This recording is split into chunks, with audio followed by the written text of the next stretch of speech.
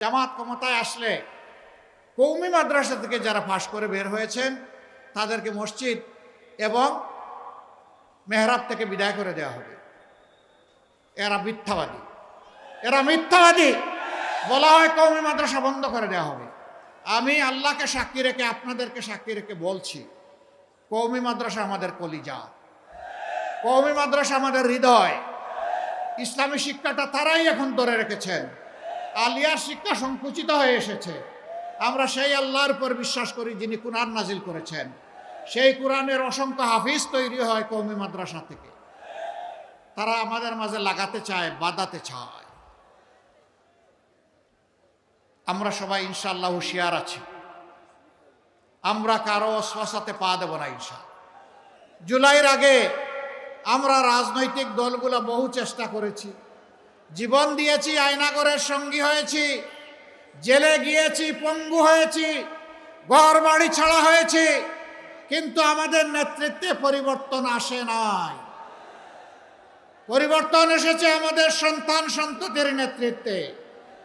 কেউ কেউ আছেন এদেরকে স্বীকার করতে চান না, তাদেরকে বাচ্চা কাচ্চা নাতিপুতা বলেন, তাদেরকে সাবাল বলেন। আমি বড় বিস্মিত, আমি লজ্জিত, যাদের কারণে জেল থেকে মুক্তি, যাদের কারণে অনেকের দেশে ফিরে আসা, যাদের কারণে নির্বাচনের কথা বলা, যাদের কারণে দেশ শাসনের কেউ কেউ কারো কারো স্বপ্ন দেখা, তারা তাদেরকে অস্বীকার করছেন। লজ্জা। জুলাইয়ের আগে আমরা রাজনৈতিক দলগুলো বহু চেষ্টা করেছি, জীবন দিয়েছি, আয়নাগরের সঙ্গী হয়েছি, জেলে গিয়েছি, পঙ্গু হয়েছি, ঘর বাড়ি ছাড়া হয়েছে, কিন্তু আমাদের নেতৃত্বে পরিবর্তন আসে নাই। পরিবর্তন এসেছে আমাদের সন্তান সন্ততির নেতৃত্বে। কেউ কেউ আছেন এদেরকে স্বীকার করতে চান না, তাদেরকে বাচ্চা কাচ্চা নাতিপুতা বলেন, তাদেরকে সাবাল বলেন। আমি বড় বিস্মিত, আমি লজ্জিত, যাদের কারণে জেল থেকে মুক্তি, যাদের কারণে অনেকের দেশে ফিরে আসা, যাদের কারণে নির্বাচনের কথা বলা, যাদের কারণে দেশ শাসনের কেউ কেউ কারো কারো স্বপ্ন দেখা, তারা তাদেরকে অস্বীকার করছেন। লজ্জা।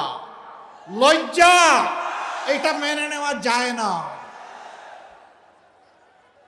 যে উপকারের উপকার স্বীকার করে না, যে কৃতজ্ঞতা প্রকাশ করে না, সে ভালো মানুষ হতে পারে না।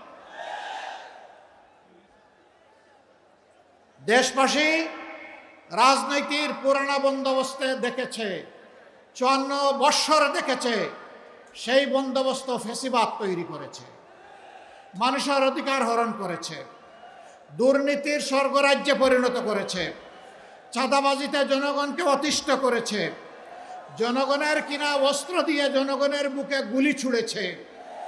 সেই রাজনীতি আমার মা বোনকে ইজ্জত হরণ করেছে। ওই রাজনীতি আবার ফিরে আসুক আপনারা চান? ব্যাংক ডাকাতি করে জনগণের টাকা লুট করে বিদেশে পাচার করা হয়েছে। আপনারা সেই বাংলাদেশ আবার চান? আপনারা পরিবর্তন চান। পরিবর্তন চাইলে ওই যে লেখা পরিবর্তনের জন্য হা। গণভোটে কি বলতে হবে?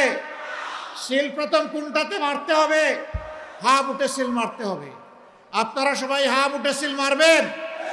আপনারা মারলেই হা বুট পাস হয়ে যাবে না, প্রত্যেকটা মানুষকে হা বুটের সঙ্গী বানাতে হবে। আমরা বিশ্বাস করি বাংলাদেশের মানুষ এখন পরিবর্তন চায়। সেই পরিবর্তনের জন্য আমরা ঐক্যবদ্ধ হয়েছি। আমরা কথা দিচ্ছি, জনগণের আস্থা যদি আমাদের উপর আসে, আমরা আশাবাদী আসবে ইনশাআল্লাহ। আমরা আস্থার প্রতিদান দেব ইনশাআল্লাহ। জুলাই বিপ্লবের পরে আমরা বলেছিলাম আমরা কারো উপর থেকে প্রতিশোধ নেব না, আমরা নেই নাই। আমরা বলেছিলাম আমাদের দলের লোকেরা চাঁদাবাজ নয়, আমরা চাঁদাবাজি করি নাই। আমরা বলেছিলাম আমরা দুর্নীতি করি না, দুর্নীতিকে আমরা ঘৃণা করি, দুর্নীতির সাথে আমাদের কোনো সম্পর্ক নাই। আমরা বলেছিলাম মজলুম ঠিক আছে, কিন্তু মামলাবাজি করব না, মামলা দিয়ে মামলা বাণিজ্যও করব না, মামলা দিয়ে নিরীহ মানুষকে হয়রান করব না।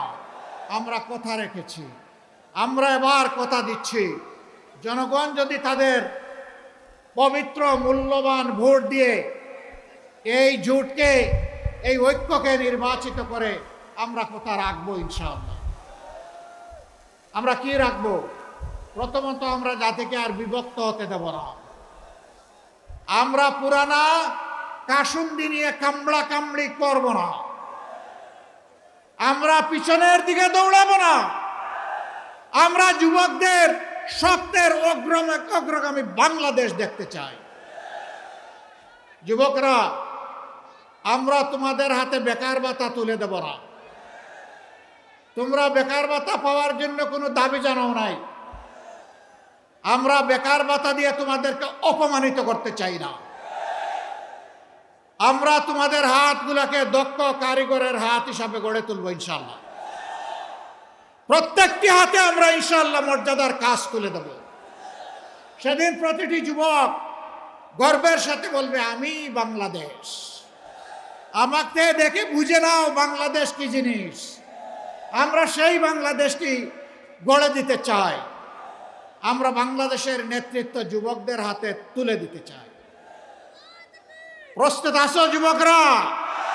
প্রস্তুত হয়ে যাও। যেইভাবে স্বৈরাচার তাড়ানোর জন্য সেদিন গর্জে উঠেছিলে, বাংলাদেশ গড়ে দেওয়ার জন্য সেইভাবে দাঁড়িয়ে যাও। মুগর বাহিনী, হাতুড়ি বাহিনী, লাঠিয়াল বাহিনী সব কিছুকে যুবক যুবতীরা ব্যর্থ করে দিয়েছে। এখন সেই একই প্রবণতা দেখতে পাচ্ছি। এক সময় যারা মজলুম ছিলেন তারা কেন জালিমের ভূমিকায় অবতীর্ণ হবেন আমরা বুঝতে পারি না। জায়গায় জায়গায়, বিভিন্ন জায়গায় মাদেরকে ডিস্টার্ব করা হচ্ছে। তারা এদেশের নাগরিক, তাদের অধিকার আছে ভোট চাওয়ার, তাদের অধিকার আছে তাদের আদর্শ নিয়ে ভোটারদের কাছে যাওয়ার। আপনি আপনার আদর্শ নিয়ে যান, আপনি চান, আমরা বাধা দেব না। আপনারা একদিকে বলছেন মায়েদের হাতে আপনারা দিবেন ফ্যামিলি কার্ড, আরেকদিকে সেই মায়ের গায়েই দিচ্ছেন আপনারা হাত। আপনারা মাদেরকে কিভাবে দেখবেন এখনই বোঝা যাচ্ছে। মর্নিং শোজ দ্য ডে, সকালের সূর্য দেখে বোঝা যায় সারাদিন কেমন যাবে। ভোটের আগের হালত দেখে বোঝা যায় কেউ নির্বাচিত হলে আগামীটা কেমন হবে। মনে রাখবেন, সেদিন যেমন ঢাকা বিশ্ববিদ্যালয়ের আমাদের মেয়েদের গায়ে হাত দেওয়াকে জাতি ক্ষমা করে নাই, গর্জে উঠেছিল, ফুঁসে উঠেছিল। আজকেও মেয়েদের গায়ে হাত দিচ্ছেন, নিজেদের কবর রচনা করবেন। আমরা অনুরোধ করব, মেয়েদের গায়ে হাত দিবেন না, মেয়েদেরকে অপমান করবেন না, কারণ আপনারও মা আছেন। আপনার মাকে সম্মান করুন, তাহলে আপনি সারা দেশের মাদেরকে সম্মান করতে পারবেন। আর যে নিজের মাকে সম্মান করতে জানে না, এদেশের একজন নারীও তার কাছ থেকে সম্মান আশা করে না। আপনারা দেখেছেন মাথা গরম হওয়ার কারণ আছে। এখন নারীরা তাদের নিরাপত্তার জন্য এই জোটকে, দাড়িপাল্লা মার্কাকে তারা বেছে নিতে চায়। একজন তরুণী তার পছন্দের পোশাক পরে তিনি বের হয়েছেন। একজন সাংবাদিক মাঝে মধ্যে ওই যে রিয়াকশন নেয়, ভোট দিবেন কারে, তো তারা জিজ্ঞেস করেছে আগামীতে রাষ্ট্র ক্ষমতায় কাকে দেখতে চায়। তিনি বলেছেন জামাত। কেন? বলে যে জামাত আসলে দেশটা ঠিক হবে। আপনার এই পোশাক তো আপনি পড়তে পারবেন না। পারবো না।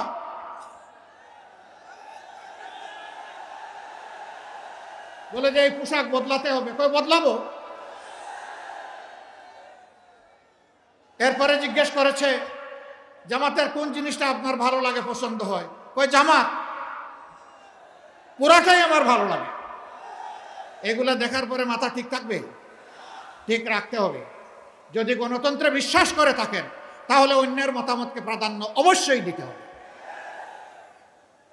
আমরা মাদেরকে বলবো, আপনার যাকে পছন্দ আপনি তাকে ভোট দিবেন, কিন্তু কোনো জালিম যদি আপনার দিকে চোখ তুলে তাকায়, সাথে সাথে বলবেন 12 তারিখ আমি যাব, তুমি পারলে ঠেকাইও।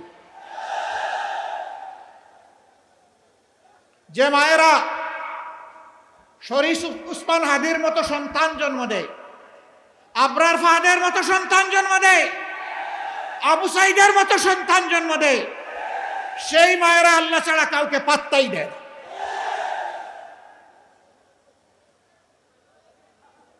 তারা বিতির রাজ্য কায়েম করতে চায়।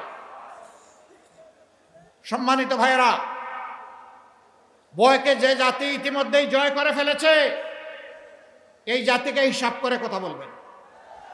যদি সত্যিই গণতন্ত্রের প্রতি আস্থা থাকে, তাহলে নিজের কাজ নিজে করুন, অন্যটা তাকে করতে দিন। হ্যাঁ, কোনো প্রার্থী এবং তার সমর্থকেরা যদি নির্বাচনী আচরণবিধি লঙ্ঘন করে, তাহলে আপনি কে? আপনি এই অথরিটি যারা আছে, নির্বাচন কমিশনকে বলুন, রিটার্নিং কর্মকর্তাকে বলুন, অ্যাসিস্ট্যান্ট রিটার্নিং কর্মকর্তাকে বলুন, সরকারকে বলুন, কিন্তু আমাকে বাধা দেওয়ার আপনি কে? ইতিমধ্যে বাধার লক্ষণ আপনারা দেখতে পাচ্ছেন।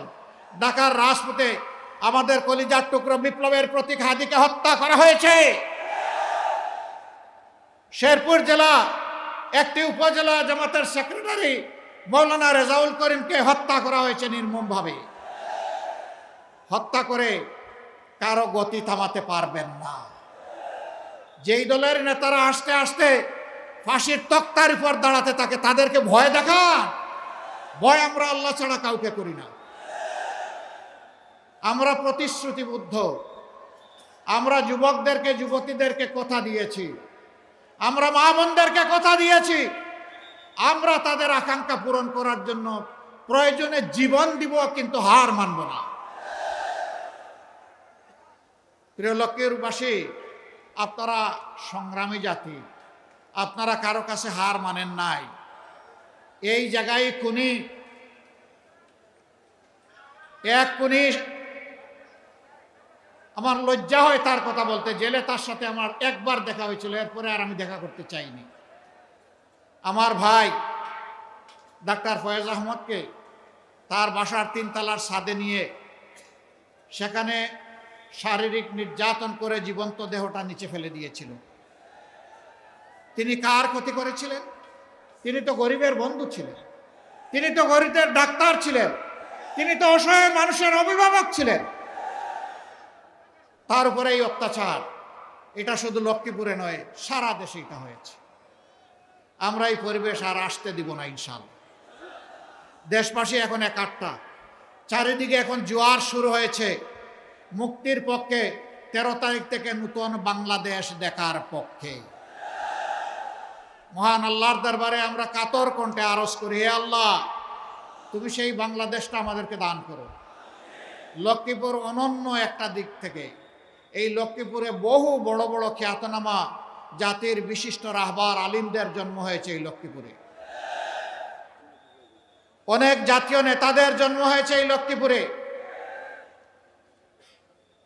আমরা ইসলামের জন্য কথা বলি, অনেকের ভালো লাগে না, কারো ভালো লাগুক না লাগুক আমরা বলতেই থাকব। জামাতে ইসলামী, তাবলিগি জামাত, কওমি মাদ্রাসা, আলিয়া মাদ্রাসা, সব মিলেই আমাদের এক আল্লাহ, সব মিলেই আমাদের এক নবী। সবাই আমরা সাহাবায়ে কেরামের অনুসারী, সবাই মিলেই আমরা এক আল্লাহর উপর ঈমান এনেছি। এখান থেকে কেউ আমাদেরকে ঠোলাতে পারবে না। আমাদের দাওয়াত স্পষ্ট, আমরা আল্লাহর গুলামি ছাড়া আর কারো গুলামি মানি না, মানব না। কোনো আধিপত্যবাদ মানব না, কারো চোখ রাঙ্গানি মানব না। বিদেশে বন্ধু থাকবে, কিন্তু প্রভু মেনে নেব না। লক্ষ্মীপুরবাসী, জাতীয় জীবনের যে সমস্যাগুলো আছে ইনশাল্লাহ সমাধান হবে। ভয় দেখানো হয়। জামাত ক্ষমতায় আসলে কওমি মাদ্রাসা থেকে যারা পাশ করে বের হয়েছেন তাদেরকে মসজিদ এবং মেহরাব থেকে বিদায় করে দেওয়া হবে। এরা মিথ্যাবাদী, এরা মিথ্যাবাদী। বলা হয় কওমি মাদ্রাসা বন্ধ করে দেওয়া হবে। আমি আল্লাহকে সাক্ষী রেখে, আপনাদেরকে সাক্ষী রেখে বলছি, কওমি মাদ্রাসা আমাদের কলিজা, কওমি মাদ্রাসা আমাদের হৃদয়। ইসলামী শিক্ষাটা তারাই এখন ধরে রেখেছেন। আলিয়ার শিক্ষা সংকুচিত হয়ে এসেছে। আমরা সেই আল্লাহর উপর বিশ্বাস করি যিনি কুরআন নাজিল করেছেন। সেই কুরআনের অসংখ্য হাফিজ তৈরি হয় কওমি মাদ্রাসা থেকে। তারা আমাদের মাঝে লাগাতে চায়, বাঁধাতে চায়। আমরা সবাই ইনশাআল্লাহ হুঁশিয়ার আছি। আমরা কারো শ্বাসাতে পা দেব না ইনশাআল্লাহ। মাদের ব্যাপারে বলা হচ্ছে এরা ক্ষমতায় গেলে ঘরে বন্দি করে রেখে দেবে। আমার মা ছিলেন, এখন নাই। আমার স্ত্রী আছে, আমার মেয়েরা আছে, আমার মতো আমাদের সবার আছে, এই সকলের আছে। তারা কি করে বন্দি? তারা জীবনের বাস্তব প্রয়োজনে অন্য 10 জন মহিলা যেমন চলাচল করে কাজ করে, তারাও তাই করে। অনেকে গুরুত্বপূর্ণ পেশাগত দায়িত্ব পালন করেন, রাষ্ট্রের উন্নয়নে অবদান রাখেন, কর্মকাণ্ডে অবদান রাখেন, কিন্তু তাদের দুইটা জিনিসের অভাব। কর্মস্থলে, গৃহে, চলাচলে তাদের কোনো নিরাপত্তা নাই, তাদের কোনো ইজ্জত নাই। আমরা কথা দিচ্ছি ইনশাআল্লাহ, আল্লাহ আমাদেরকে সুযোগ দিলে দেশ চালানোর, আমরা তাদেরকে সম্মান এবং নিরাপত্তা দুটিই নিশ্চিত করব ইনশাআল্লাহ। মায়েরা তাদের যোগ্যতা অনুযায়ী কাজ করবেন। আমার এই মাটি কোন ধর্মের এটাও আমরা দেখব না, আমরা দেখব ওই যোগ্যতাটা তার আছে কিনা, যে কাজটা আমরা তার হাতে তুলে দিতে চাই। এই জন্যে ধর্ম বর্ণ নির্বিশেষে ভেদাভেদ রেখা দূর করে আমরা ইনশাআল্লাহ তাআলা আজিম একটা ঐক্যবদ্ধ বাংলাদেশ গড়ব। আমরা এখানে কোনো বেশকম করব না। এক ভাই স্লিপ দিয়েছেন, লক্ষ্মীপুরে ধর্মীয় ব্যাপারে কথা বলা সমস্যা। কে বলল আপনার সমস্যা? নবী করিম সাল্লাল্লাহু আলাইহি সাল্লাম মদিনা রাষ্ট্রে ইহুদিদের সাথে লিখিত চুক্তি স্বাক্ষর করেছিলেন। তাদের নাগরিকত্ব শুধু মেনে নেননি, তাদের সম্মানের আসনে অধিষ্ঠিত করেছিলেন। যতদিন পর্যন্ত এই চুক্তি তারা মেনে চলেছে, তারা সম্মান লাভ করেছে। যখন তারা বিশ্বাস ভঙ্গ করেছে, তখন তারা শাস্তি পেয়েছে। বাংলাদেশে আমরা একটা সহনশীল পরিবারে যুগ যুগ ধরে পরিসরে আমরা বসবাস করে আসছি। মাঝে মাঝে ভুতুম পেঁচা এসে আমাদের বাগানের ফুল এলোমেলো করে দিতে চায়। আমরা কথা দিচ্ছি, সকল ধর্মের বর্ণের মানুষকে আমরা বুকে নিয়েই চলবো ইনশাআল্লাহ। কাউকে আমরা ফেলে দেব না। সবার যথাযথ মর্যাদা নিশ্চিত করা হবে। সকল ধর্মের ধর্মীয় অনুষ্ঠান পালন তাদের জন্য নিরাপদ করা হবে। কেউ এখানে হাত দেওয়ার, চোখ তুলে তাকানোর সুযোগ পাবে না। মুসলমানরা মুসলমানদের উপাসনা করবে, অন্য ধর্মের লোকেরা তাদের উপাসনা করবে। তাদের উপাসনায় বাধা দেওয়ার এখতিয়ার কারণে আমরা অতীতে যা হয়েছে, এই কাজ যারা করেছে তাদের কোনো বিচার হয় নাই। আমরা কথা দিচ্ছি এদেরকে বিচারের আওতায় আনা হবে। দোষ দেওয়া হয়েছে আমাদের উপর। এরা চুরাই পথের অন্ধকার গলির নায়ক, নিজেরা অপকর্ম করে আমাদের ঘাড়ে দিয়েছে। আজ আল্লাহ তাআলাকে সাক্ষী রেখে বলতে চাই, আমরা নির্দোষ। আমরা এই অপকর্মের সাথে কখনো জড়িত ছিলাম না। আমরা তাদেরকে খুঁজে বের করে যারা ক্ষতিগ্রস্ত হয়েছে তাদের মুখ থেকেই তাদেরকে ডকুমেন্টেড করে বিচারের মুখোমুখি করবো ইনশাআল্লাহ। তখন আর কেউ এই দুঃসাহস দেখাবে না কোনো ধর্মীয় সম্প্রদায়ের উপর জুলুম করা। সম্মানিত ভাইয়েরা, এই লক্ষ্মীপুরের অনেক সমস্যা। দাবি দেওয়া চমৎকারভাবে আপনাদের প্রিয় মানুষ লক্ষ্মীপুর সদর থেকে যিনি এই জাতিকে নেতৃত্ব দিবেন, লক্ষ্মীপুরবাসীকে নেতৃত্ব দিবেন, দাবি সবগুলা সঙ্গত।